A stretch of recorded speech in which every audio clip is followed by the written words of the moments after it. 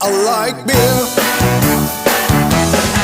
I want beer. Let's kick off. Now we have a Hantverksbira podcast back again, and we have Richard from Vault City. Hello. Really nice to have you. Yeah, thank you for having me. You're the marketing manager of Vault City. And Vault City is, I can't say British, I must say Scottish, right? it's yes, Scottish brewery. We're based in Edinburgh.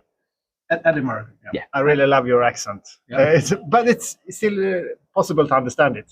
Hopefully. Yeah. I'll speak very slowly. Some Scottish guys are impossible to understand. But you're okay. That's okay. Good. So it's better than my Swedish, which so far I've got thank you. I've got heisan, tack, and then a few swear words, which I won't say. Yeah, that's normally what you learn first. Yeah, the bad words. Yeah. So for those who doesn't know Vault City, what is your asp in the market? What's your edge? We make modern sour beer, which is very much a modern spin on a very traditional style. If you look at the spectrum of craft beer, a lot of people would traditionally have ended their journey with, saisons or, potentially lambics and very kind of complex flavors in sour beer. We saw the opportunity to come in at the kind of other end of that and create something that still maintains that very traditional style of mixed fermentation sour beer, but creates an accessibility to it. So it's recognizable flavors. It's a play on what essentially might be someone's first beer or someone's new favorite beer. Yeah. I mean, for us Swedes, the beer from Great Britain has always been like traditional style beers.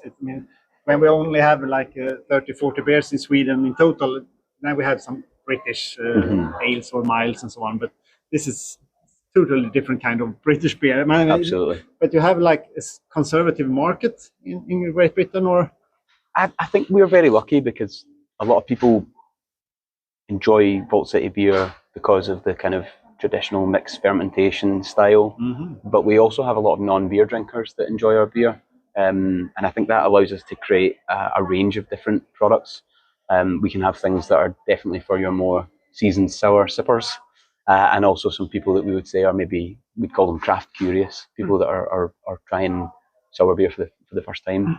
We're very lucky in the sense that craft beer can be quite a saturated market, especially in the UK, but we aren't competing with quite as many breweries, especially making mixed fermentation beer, because if you're a brewery that makes clean beer with lagers, IPAs, you wouldn't want our sour house culture anywhere near your brewery, whereas that's all we make. So it means that we can really specialise, and if you do something over and over again, turns out you get very good at it. So how long have you been around? You said like 5 years? Brewery, yeah, 5 years. It will be 6 years old in July. Okay. So. And was this the sort of ambition from the beginning to do sour kind of beers? Or has that something turned over the years since they started the brewery? Stephen started the brewery in 2018, and he's very much a keen home brewer. And he was making mostly New England IPAs, but they were trading yeast samples through the post, which is the geekiest thing I can think of. But they were trading yeast samples through the post with other brewers abroad, and they stumbled across a yeast sample, and they basically created their own culture. And it was a wild yeast. It was Lithuanian. Lithuanian? Yeah, the very original one. So it's a very, as I say, it's a very traditional base beer that we make. It's a mix of Saccharomyces and Lactobacillus. And I think once they saw the accessibility of it, there's a lot of, there's a tart profile, but it's not overly sour. Lots of tropical notes and pear character that comes through just in the base beer. And then we'll condition that again on tons of fruit purees, juices and zests. When they do that, it gives you almost like a blank canvas for what you'd like to make. And I think that's when Stephen thought this could be something that, could be potentially very interesting, not just to craft fans, but to non-craft beer drinkers as well. So that was pretty much the original idea then to do sour beers, and that has not changed now, almost 6 years later. Absolutely. And as you said, it's an interesting market. I anticipate that it's it's growing and it's easier to attract maybe more people to enjoy and drink that kind of beer than the regular beers? I would say so. I think if you're someone who has either tried traditional beers, or very typical beers and decided that you didn't like that flavour, then sour beers are really, really good way to sort of get into that, because it does have a lot more of a kind of fruity, approachable flavour profile rather than something that's a bit more typically bitter. Yeah. But yeah, we probably make 95% sour beer and then 5% imperial stouts. I think that was just historically because at the time nobody thought it was a sensible idea to start a sour-only brewery. Right. It was quite laughable, really, the idea. Whereas, they were doing it on very small scales. They were making 400-litre batches of beer and selling them locally. Yeah. But very early on, people took a keen interest in it, and that's where it started to grow. But I mean, you said before, like, no regular brewery would even get near your place due to the infection risks. So how do you manage that internally? If you're not only doing sour, so you're doing like the imperial stouts, for example, how do you make sure that you don't get infection spread, since you are that much into sour beers all over the place? Very thorough cleaning. We obviously don't do lagers or IPAs, so the risk is managed, and it's very, very infrequent that we'll release a stout, maybe 4 or 5 times a year. Yeah. Recently we've been doing a lot more of them, but originally they did used to use the same culture in the stouts. Okay. But they haven't been doing that for a couple of years, basically for that exact reason. They don't want to take that risk of an infection. So You brought some beers for Yes. us here as well. So which one? Oh, you can present them first. Yep. So this is probably a window into my favourite beers, because they're all 6, 7 and 8%, so a little bit stronger. No, it's normal for us Swedes. So I've got Blackcurrant Kir Royale. Blackcurrant Kir Royale. That's the one. Not to be confused with the Kir wine that I've been speaking to a lot of people about. So this is based on a champagne cocktail with cassis. So it's Scottish blackcurrants and white wine grapes. So that gives you a really juicy, tart, kind of almost vinous character. So a sort of wine-like character that comes through from that. Pear, vanilla, cinnamon swirl is one of our dessert pastry style sours. The base beer itself has a lot of pear character to it, which is why I think when we use pear puree in the second stage of fermentation, that you get such a wonderful overall rounded flavour. So it's one of my favourite fruits that we work with. But it's the same yeast strain they have, or yeast culture they have in all of these. Yes. And you said like this one has a lot of pears, like as the raw beer. Yeah. And so is that true for the others as well then? Absolutely. Yeah. So that's sort of your house flavor. Yeah. So if you just do a sour beer, it will be a sour beer with pear. Very like tropical notes and pear notes, definitely. Yep. Okay. Cinnamon and vanilla are where we really dial up the pastry element. That's where you get something that's definitely the sweeter end of the spectrum. And then finally, we've got a beer that we call Stupid. So this is a new range that we launched this year. And it's basically something that people say to us all the time, which is, why can't beer just taste like beer? And people say that to us a lot because we'll make beers that taste like pear, vanilla, cinnamon swirl. And ultimately, we wanted to poke a bit of fun at that kind of idea, because to us, like... You can also say that, okay, there's like 1 million other brewers that just does the regular beer. So if you want a lager or an IPA, I don't think you would struggle to find one. And that's very much the attitude that we have towards it. But we also acknowledge that sometimes we make things that are a little silly. And for us, that's why we've called this one Stupid. So it's strawberry, banana and coconut cream. But the main difference between this one and the other two is that in this one we've used unfermented fruit. So essentially like a much brighter, fresher and juicier taste that comes from that. This is inspired by the American style smoothie sours. It's going to be a new range for us. Right.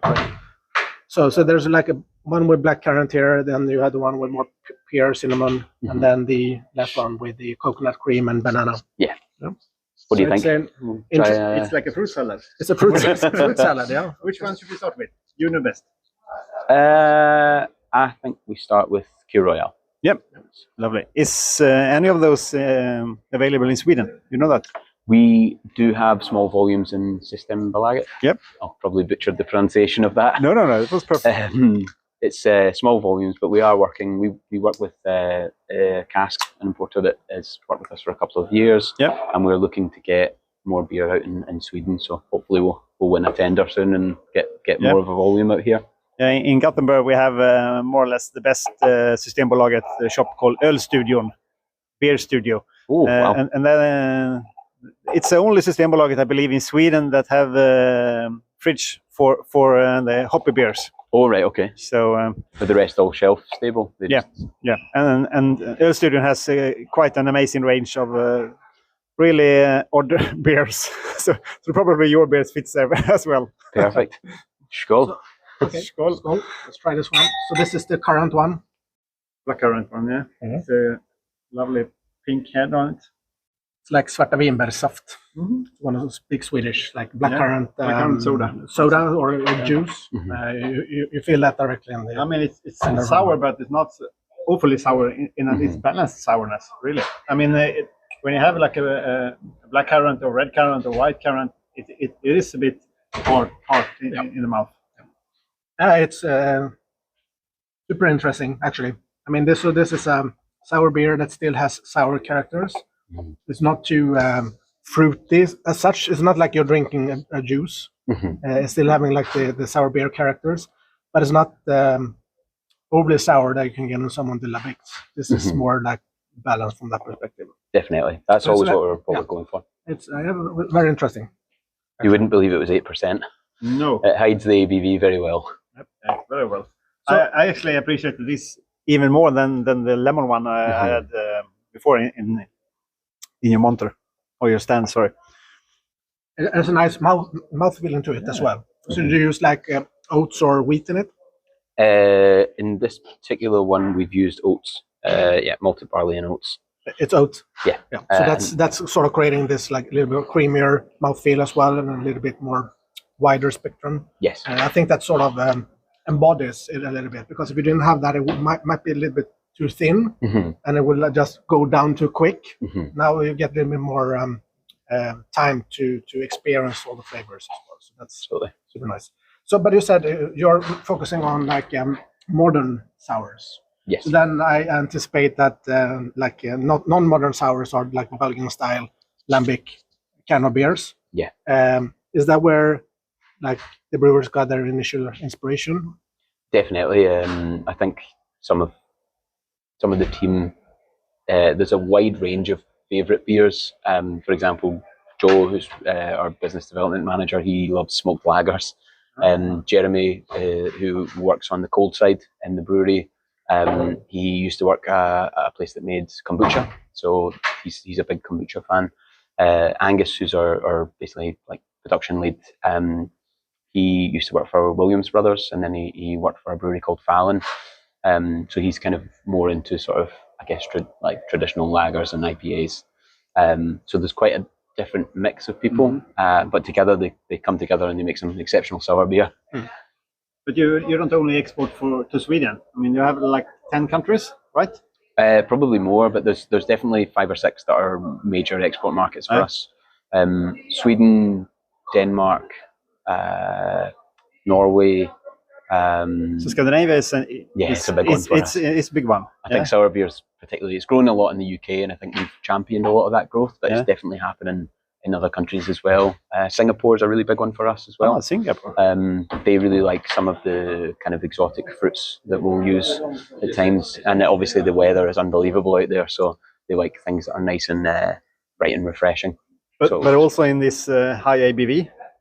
We do a mix. Our core range is a lot more sessionable strength beers, so Cloudy Lemonade will sit at 4.2, and then Strawberry Sundae is 5%. So we have a lot of sort of session strength beers. We've also started making table strength beers, so between 2 and 3%. We're seeing a kind of growing demand for like very, very low ABV stuff. Interesting. I've never seen that in Sweden.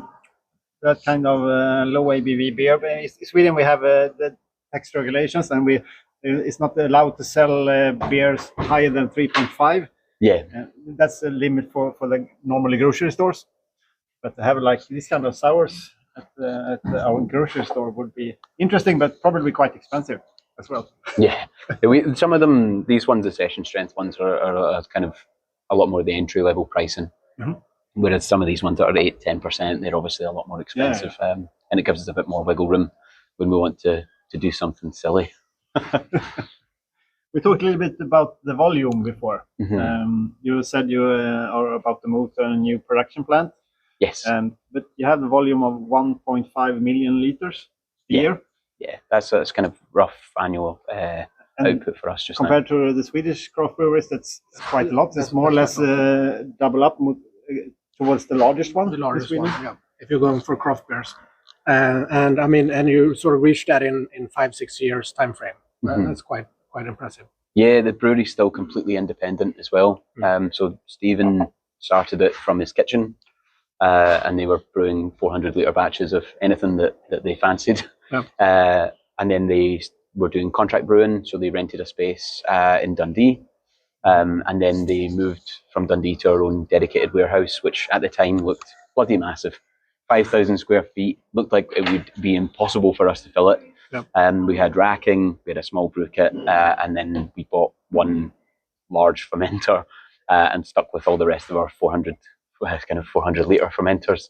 So we had a bit of a change up last year once we realised that actually we were not only going to max this place out, but probably go beyond that. So we did the New York style architecture where you can't build out the way, so you just go up. So we have now 75 hec and 150 hec tall fermenters in a very closed in space. We've done a lot in that particular unit that we rent, but we're very lucky that a place came up about 20 minutes drive from the current brewery, and we bought it. We bought it about 3 weeks ago. Oh, okay. So you're still in the old spot and you're planning to move. So will you move everything or will you keep both? Our lease ends for the current place in Portobello a year in October, I think. And obviously we are independent, so we don't have huge budgets. We've had enough to buy it, but not enough to. It's like buying a new house and having no furniture. So there's an empty brewery that we're going to fill, but the new brewery is 7 times the size, so there's a lot of room for growth for us in there. That's very much going to be our forever home. So you're planning to move everything over, so you want to like stack up new stuff. So there would be some downtime coming here then when it comes to capacity and brewing? I think we'll do our best to stop any downtime, but we'll need to see, because the way that we brew beer means that there's very few people would be, able to get a Vault City style beer, elsewhere. So we don't want to let anyone down. We want to keep making beer. Plus we have to. We've got a lot of people in the team now, so there's probably 18 of us between the brewery and the office, and then maybe six or seven more across our 2 bars in Edinburgh. So yeah, we'll likely invest in some new equipment, but we'll take a wee while to get there, I think. Before we move on, I think we will love to try the pear, cinnamon, and so on. Then we can have a little chat about the 2 bars. It's really interesting. That was I'm going to get to the bars, and also now because one of the strengths, one of the possibilities you had before is that you can actually took a short walk from the bars to the brewery, go and do like a brewery tour. So when you're moving out now, do you plan to have like your own tap room close to the brewery in the new place as well, or the new place? Although it's only 20 minutes away from the current place, it's a lot more remote. There's much less public transport out to it, so I think we've got a few questions to ask ourselves to what we'd like to do. I'd like to start a Vault City bus, ferry people across, because I think it's still quite an interesting thing to see. Because we only launched brewery tours in January this year, and it's been going fantastic. The people that are doing it are really enjoying it. We've created a sour school program, which is essentially a sour school program. part of the brewery experience. The tour involves like a kind of sensory tasting and mixing exercise. So do their own beers pretty much. So you have like the base beer, and then you take your own fruits and mix it up. So we've got a range of purees and different kind of juices that people can use, and then we've got our base beer, so people can try it on its own, and then they can essentially add their own fruit. We've been getting a bit more adventurous with what we're letting people do, but actually so far people have come up with some great ideas. Oh, lovely, lovely. Even to the extent that you could use them for commercial stuff, or I think we'd need to buy them a beer first. you don't want to say it. Yeah. So maybe all of these are like customer experimentations. Do you know what we'll take inspiration from anywhere. One of our beers was from a master chef recipe. It was coffee poached pear, and then what was the last bit? Praline crumble. So it was a really, really nice award-winning dessert that they did on MasterChef, and we thought that's going to be a sour beer. So we'll take inspiration from anywhere, and you'd be surprised where some of the best ideas come from. So pear, vanilla, cinnamon swirl. I mean, the first one was really appealing to me, and I can hardly think that this one can be as good as the first one. But this one's very strong in the cinnamon. If you try this one, you'll probably agree it's not a particularly summery beer. I think it's very much a kind of autumnal winter. I mean, if you just sniff it in the aroma, you feel the pear, you feel the cinnamon. Clearly. Vanilla maybe, but it's a little bit hidden behind the other two. So you're like cinnamon. And, oh yeah. In your like yogurt, what's that called? Vanilla, cinnamon, and apple. It's like apple pie. Yeah, apple pie. But in yogurt form. But this is close to it's pear pie. It's a pear pie. Yeah.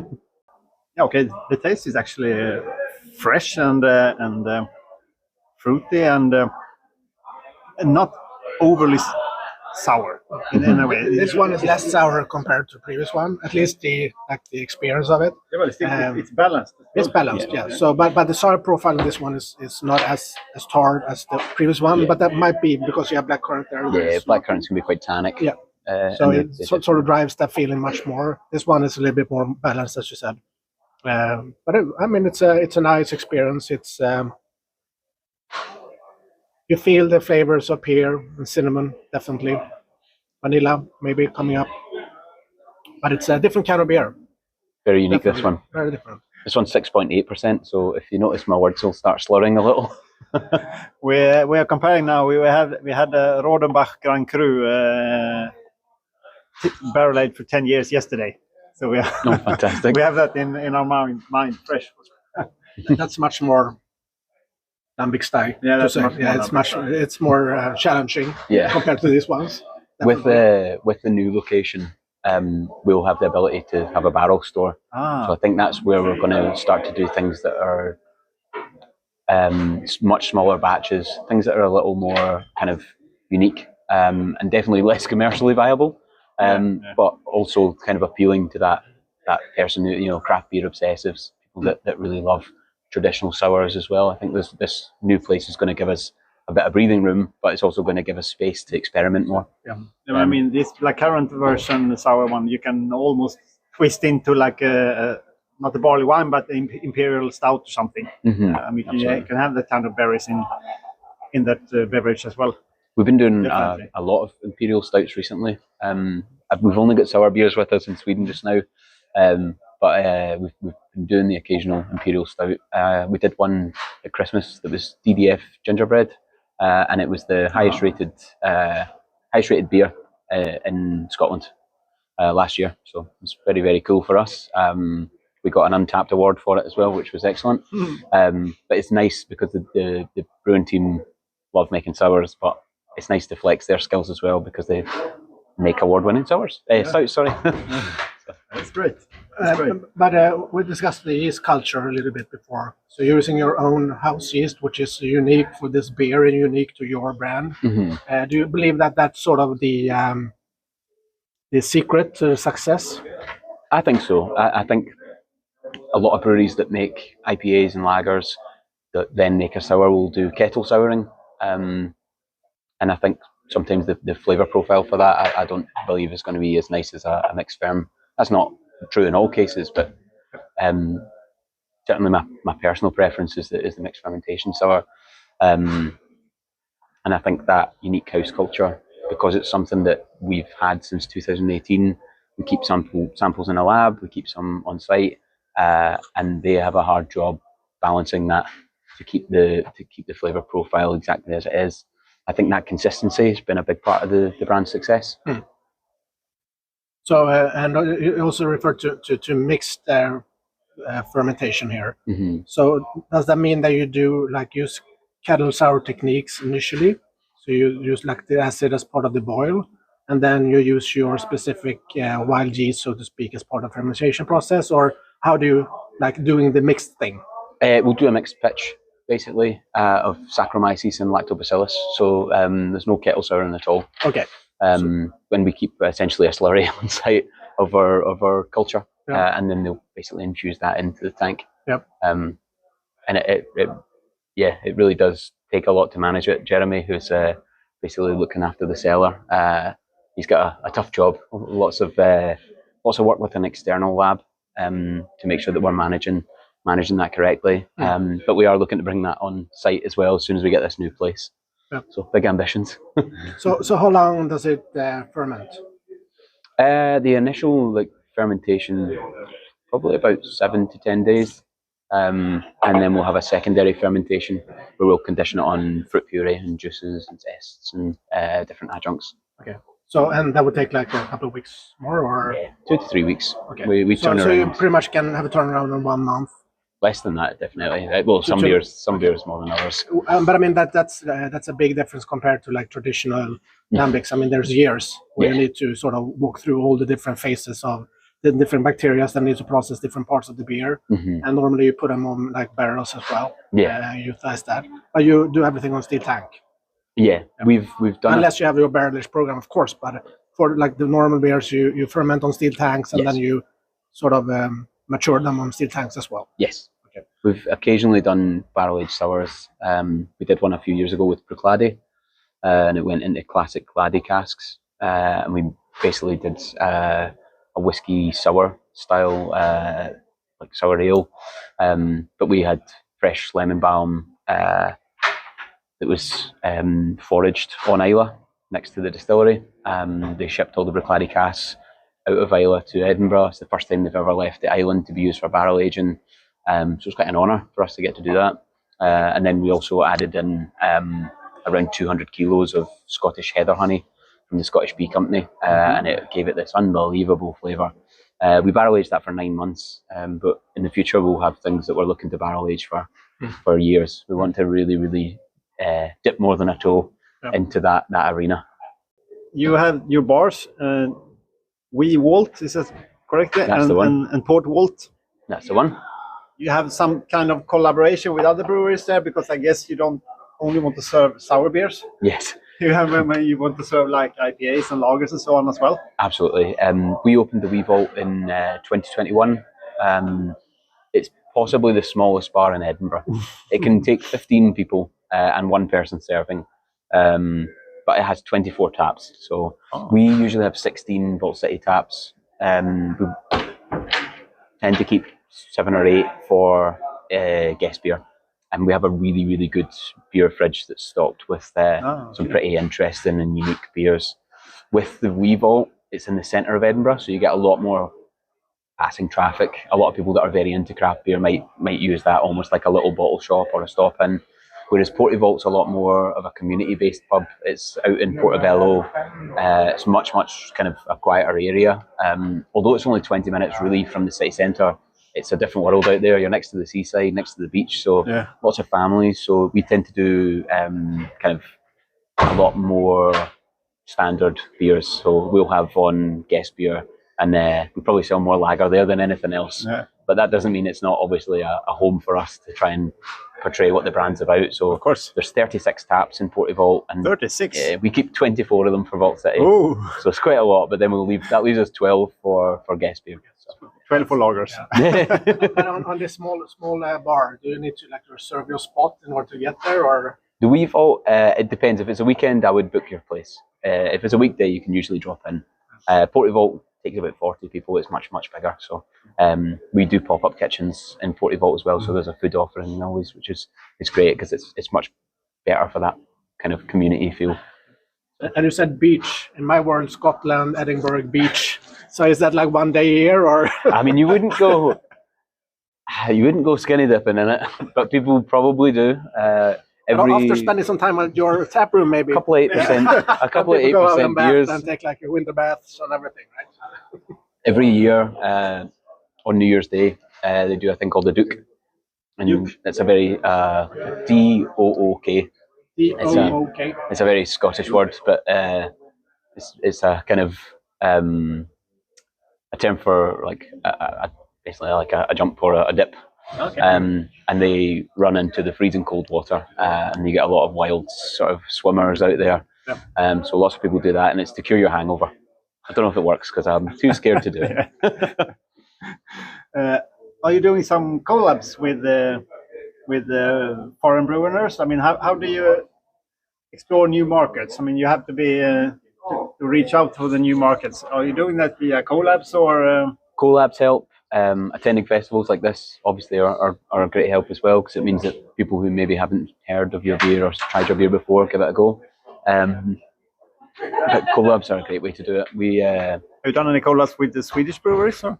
Nerd and Elm 11. Yeah. They were the collab brewery that helped us brew DDF gingerbread. The one that I mentioned was the highest rated in Scotland last year. So they came through to us. We've done a few beers with them in Sweden as well. So about a year and a half ago, we did a Millionaire shortbread, a stout and a sour, which is a fantastic combo. Really great flavors. So we're looking to do more though. So hopefully we'll get to do some collabs next time we're here. I saw that that Nerd should participate at your craft beer festival in Edinburgh. The Big Swally, it's called. Yeah, that's the one. Big Swally. Yeah. So Swally is that's a very Scottish word for a big drink. A big drink. Okay. I saw that Nerd should participate there. It was only like Swedish brewery I saw on that list. Yeah. We're very close to them. Yeah. We are looking at some other international options at the moment, but I'll keep my lips sealed for now until we get it confirmed. It's October 19th at the Edinburgh O2 Academy. Right. So that's something to look out for then. Yeah, definitely. I think it's going to be a really fantastic festival. But it's not like beach weather in October in Scotland. Jesus Christ, no. I would wear a heavy coat, a scarf, gloves, a hat. In that case, you would need the stupid beer. Oh, if you're going to do something stupid. We're going to do this stupid beer. Yeah, let's do it. You have to swirl it around a bit. Yeah, you want to agitate the can for this one because of the volume of fruit puree and coconut cream. And it was actually, I told you before, but it was in this location we, for the first time, had an experience maybe similar to this one. Yeah. We've had the Croatian brewery, Pulfer Brewery, and who had some kind of smoothie pastry sour. Was it a sour, just a... It was a sour? Sour, yeah. Okay. I'm going to hold the mic close to this so you can hear it glugging out of the can. It seems a little bit similar to that one. In Sweden, we have it's like branded like a health beverage called Proviva. Right. Yeah. Yeah, and that is actually a beverage that some brewers use for their sours. Yeah, okay. It is. Proviva juice. Proviva juice. Sour beers. Yeah. And this is like I told you before. If I smell a hint of banana, I smell only banana, and I have very much a banana in this one. You'll get coconut on the palate. The coconut aroma is also coming out quite a lot. Like I think it's Scottish more coconut. Yeah.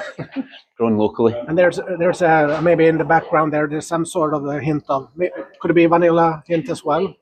It's a little bit of a creamy. It's definitely it's coconut cream that we've used. Yeah, so maybe coconut is sort of giving you that like high pitched. It felt like a vanilla first when you just. Yeah, absolutely. It's definitely the consistency of a thick fruit smoothie. This is homage to American style sours and definitely something we're going to do more of. The whole idea is that, why be serious when you can be stupid? And we just acknowledge and have poke a bit of fun at ourselves for making such silly beers. So in this case, I like the thickness of the beer. So is that mainly due to fruit purees that you're using, or using something else to sort of make it thicker? I mean, the fruit puree volumes that we use, we're typically using between 1 and 2 tons at any given point. Some of our beers that we've done have been sort of 400 or 500 grams of fruit per litre of beer. So they become, in these instances, like a fruit puree smoothie. And for us, this is definitely a special edition. It's not something that you normally probably, do, right? Yeah. So this is something special. Okay. Is this the first time you actually do this kind of beer? So have you done it in the past as well? Nope. This is a brand new series that launched in January. Yeah. So how has it been received so far? brilliant. It's rated exceptionally highly on Untapped, and we've seen a really big demand for it. So I think for us, this is definitely going to be a line of stupid beers. Yeah, we're gonna go to stupid 2 and 3 and 4 maybe. We've got one in the tank right now. So. It will be interesting to see how this one will be received here in Öle Whisky Messa, because last year that Croatian brewery had the top 3 places, all of them, with these kind of beers. So it will be really interesting to see. That is interesting. Hopefully, the people that have tried it so far seem to have really enjoyed it. Yeah. Or they've lied right to my face. Is there any way to have this on tap, or is it only on can? We have it in keg as well. It's possible. It is possible. You turn it like once in a... We would recommend agitating the keg once a day, to be honest with once you. a day, yeah. Okay. Otherwise, you'll With get the sediment and everything will be in the bottom. Yeah, you won't get quite a consistent pour. We recommend it with the can, so you can imagine what we would recommend with the keg. Yeah, for sure. Okay, Johan, now you have tried 3 very different beers to if you compare to what you used to try or taste. What do you think? What's your for me which one is your for me personally, I like Black Currant to begin with. So for me, that is like the best one here, at least personally. The Black Currant. Oh, yeah. It's maybe a little bit more close to conservative than the other ones. Yeah. But it's still like I'm not too super fan of sour beers to begin with. But that one sort of gave it an interesting pitch where you still have your the roots in the tradition. Yeah. You amplify it a little bit with classic fruits. I guess that one comes closer to like traditional Belgium, like Creek or like raspberry-based beers. Yeah. That one will be closer to that one. These 2 other ones are like exciting. Yeah. But for me, like that, they are more into like traditional beers. Well, it's like a milkshake pretty much. Yeah. I can go and buy a milkshake, or I can go with this one. If we're going to go for a beer, for me personally, then I'll probably pick one that is more beer-like. This might send a Belgian brewer into a coma. Yeah. Probably. So, but I don't know about you, Victor. What do you think? Yeah, for me, definitely the Black Currant as well. I mean, that was super tasty, and I really love that one. As Johan also mentioned, I mean, he is not that much into sours, and for me, that one could turn me into sours, the Black Currant one. The smoothie one is, it's more the texture in my mouth that makes it a bit hard for me to, it's like a mindfuck beer, so to say. But the Black Currant one, that one is really appealing. Yeah. So what is your personal favorite? Gear Royale is my favourite as well, to be honest with you, although I've very much enjoyed the Stupid series. We're talking about our next Stupid release in May. Your next Stupid release. And it's already going to be even more stupid. So we're doing it as a collab with a brewery in the UK called Staggeringly Good. So this new one's going to be called Staggeringly Stupid. So it's dialing up the stupidity of it really. We're going to do a Blue Hawaiian, which is like a kind of Blue Hawaiian. a cocktail inspired smoothie sour. But it's in tank at the moment, so they're probably finishing the because that was first stage. one of the things that I sort of thought about when you drank this one, like a milkshake or potentially a cocktail. Yeah. So you're pretty much close to that border here, where you can like a pre-canned cocktail that is more like we have coconut, you have like the creaminess into it, you have some citrus vibes due to the sourness. So that's sort of crossing the border between Definitely. like the cocktail world or the drink world and the beer world. Absolutely. You do that with sours and fruit puree pretty much. Yeah, absolutely. We get a lot of questions asking, is it really beer? Yeah. And I would say yes, of course it is. Just ask the tax man. The questions we get a lot about it, you know, what can you really call it beer? But it's essentially still like beer ingredients. You know, we're looking at malted barley, water, yeast, very occasionally hops. It just obviously veers and derails very quickly to what people might expect once we kind of move into the fruiting element. Yeah. But do you have hops in these ones? Not in these ones, no. Okay. These are all But, yeah. because I saw there you had like a sour IPA as well. As part of your lineup. Yeah, we have a Cloudy Lemonade, which is dry hopped with Citra and Nelson Sauvin. We do a lot of sour IPAs. I absolutely adore them, but they're not hugely popular in the UK. Okay. I'm trying my best. Yep. So that sour IPA then, is that still using the same yeast culture? Yeah.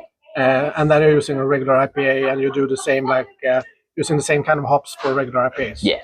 So we've tried different kind of elements at times, but Cloudy Lemonade is the most consistent one that we brew. The rest we'll do specials and small batches of, because we know it's the big silly fruited sours that people really love about Vault City. As I say, you could get an IPA if you want an IPA.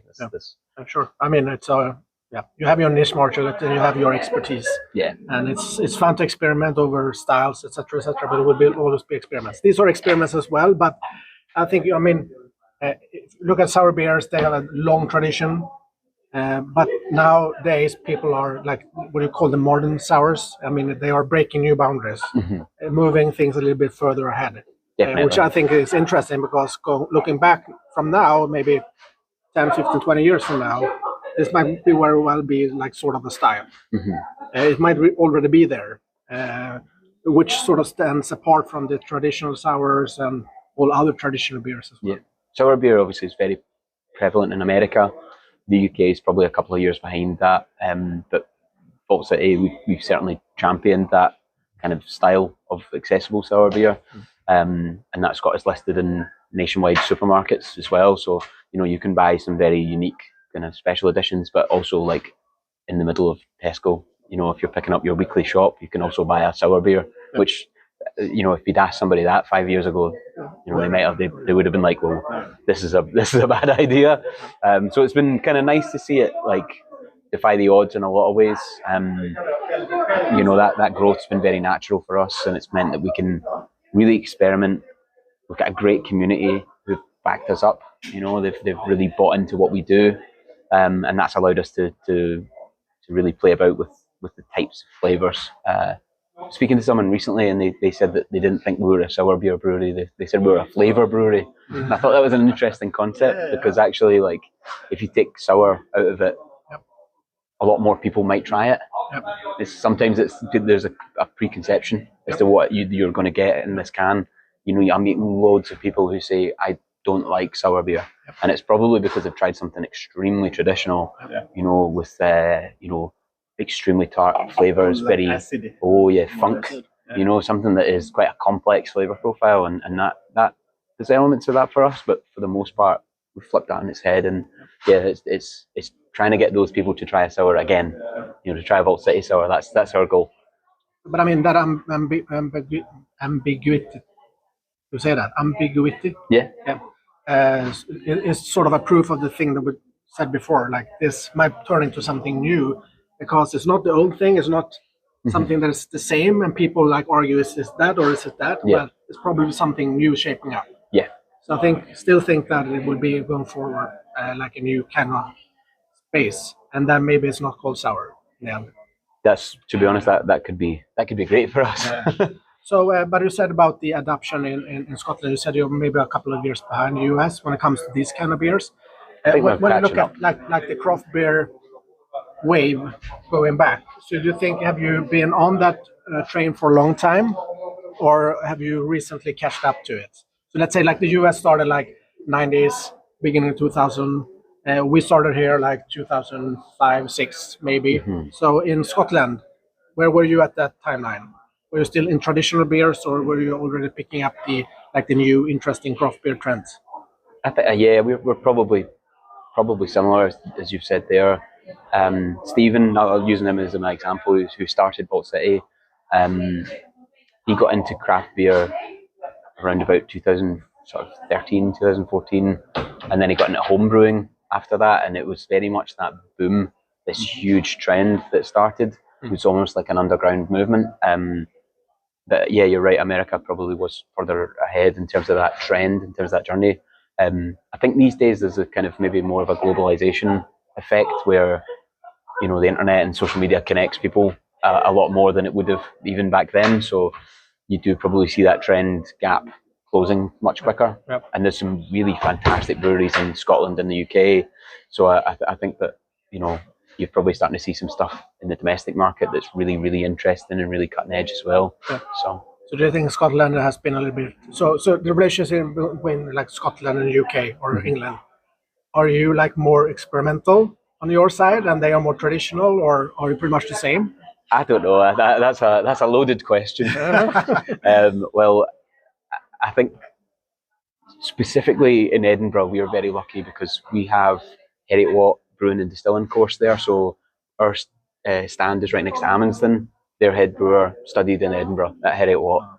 We have rounds and rounds of fresh graduates that are going out and becoming brewers and starting their own breweries. And a lot of them obviously are people that live in Scotland or stay in Edinburgh. So that city is so rich with expertise and talent and lots of like very ambitious young brewers.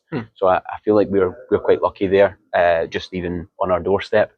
Whether or not one country's more adventurous or kind of traditional. More traditional, I couldn't comment. But yeah, Edinburgh, I think we're very lucky specifically. Yeah. So Edinburgh, let's say it like this, Edinburgh as a region is quite progressive. And you have a lot of influence coming in. That means that you have like a synergy there that can spark new ideas, new thoughts, and maybe a little bit more open to new things as well. Absolutely. I think the amount of like small nano and micro breweries that pop up, that's where your innovation comes from in my mind, because a lot of the time, if you're suddenly like a very big brewery, like it is more challenging for you to create something that might not be commercially successful. That's what we're trying to get back to, I think, is like we've got a really good formula for what we do, and we're always going to do that. But I think there's scope for us to look at doing a lot more small batch, a lot more innovation. And that's kind of where Stupid came from, because it's wanting us to push the boat out even further. So that was really, really interesting, and it's been super interesting to talk with you about these beers and your brand and everything going forward. So at least, unless you have something more to add, Victor. Yeah, I have one more. You have one more. I have one more. Okay, then. Yeah, we still have some time. We have lots of time. Okay, we want to go out. Is there any beer left? I have some of this black currant left. So Take the we touched Untapped. Go for it. Before, and how I mean, for a lot of brewers, Untapped is both good and bad. I mean, how important is Untapped for you? It's funny because if you speak to any brewer, they'll complain about Untapped. Probably, yeah. But if you were to speak to somebody in, let's say we all loved ice cream, and you know you have your favorite ice cream brands. Like if you speak to someone that made ice cream, they would love to have that kind of feedback at a macro level. You know, Untapped is this unbelievable tool that tells you a region and the most popular, highest rated brewery, highest rated style in that region. And then obviously you can get further data as well from it to find out the best pubs for that style of beer and the best like towns for that style of beer, where your competitors are listed, what their top rated beer is. It's an absolutely unbelievable tool. I think it just irks brewers because it's very difficult to put your heart and soul into something, and then someone takes a very kind of, let's face it, a very subjective opinion on it. Of course. But on the whole, it's pretty reliable because, you know, thousands and thousands of reviews, you start to get a really good picture of where something sits in the general scale. But it's hard, I think, if you're a small brewery, especially because if you make a lager and someone's like, I don't like lagers, 1 star, that can be. So why did you buy it? It can feel very personal. Whereas I think we've got to the point now where, you know, we're probably 500,000 reviews on Untapped now. We're rated at 3.98. And it stung a little when we dropped below 4, but that is the reality of doing that kind of volume. Like, I mean, if you're doing 500,000 reviews, you're going to reach more people that potentially don't like it. Yeah, of course. You know what I mean, which is fine. That's all part of it. But for us in the early days, it's incredibly important. We, for a long, long time, highest rated brewery in Scotland. We won a lot of Untapped awards just in the last 6 weeks for some of the top rated pastry sours, top rated stouts, and we still use that. That's definitely marketing material, but in the early days, we used that to leverage that high score to get into export markets. Small volumes here and there, but definitely a kind of growing interest because people were taking notice of the consistently high ratings. So since we are continuing this interview, apparently, so what if you look at the Swedish market? Do you know what will be available here, in the coming months, and what's currently available? I don't want to spoil anything, but we are talking to the guys at Cask about some future tenders. We're also looking at potentially what we can do with Stupid in Sweden and Vault Dweller, which is one of our most sour beers ever. So we're working on what we can do, but at the moment, there's everything that we've got with us today. You can pick up in Systembolaget, but it's available. A lot of them are available on order, so it's much smaller volumes. Yeah, but the ambition is to try to establish a bigger market here and try to attract more of this region. So is Sweden like first out or like last out of the Scandinavian countries? So you said Norway and Denmark before. Have you been longer there compared to here? It's probably about the same. So we work with Cask in Norway as well. So it's good for us because it means that we can, we've got people that we trust. They know the brand. They know what they're looking to do with it. Yep. And that's true for Sweden and Norway. Norway's a bigger market for us just now, but Sweden in general is obviously has a much bigger craft beer scene. So there's definitely scope, I think, for the sour market out here. And then hopefully, if there's more trips to go to Singapore and Thailand, I will volunteer. Lovely. So Richard, thank you very much for your time. Well, thank you. It was really exciting to try these 3 beers you brought here. Really nice, and nice to have a chat with you and get a little bit more knowledge about Vault City. Great, thanks so much for having me. Great, thank you. Thank you. Cheers.